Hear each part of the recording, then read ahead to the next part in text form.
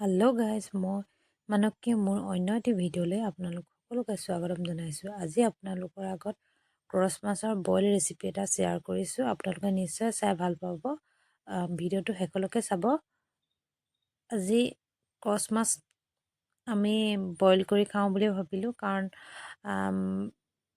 এই মাছটোত বেছিকেনে তেল থাকে। তেল থকাৰ কাৰণে ইয়াক আমি টেঙা দি খাওঁ বুলি ভাবিছোঁ। তাকে কেনেধৰণে বইল কৰিছোঁ চাই যাওকচোন। পোনে প্ৰথমতে পানীখিনি গৰম কৰি মাছকেইটা দি দিব লাগে, মাছ যি পিছনা হয়।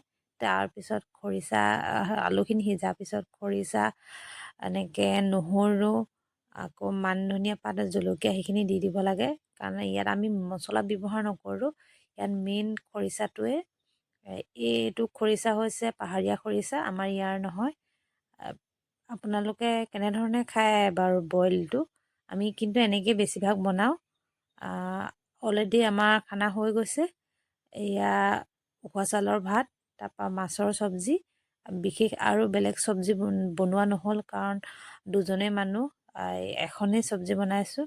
আপোনালোকে যদি মোৰ ভিডিঅ'বিলাক চাই ভাল পায়, লাইক কমেণ্ট শ্বেয়াৰ আৰু ফ'ল' কৰি দিব, এনেকুৱা নতুন নতুন ভিডিঅ'বিলাক পাই থাকিবৰ কাৰণে। আৰু ইউটিউব চেনেলটো গৈ পিনি ছাবস্ক্ৰাইব কৰি দিব। সকলোকে শুভৰাত্ৰি।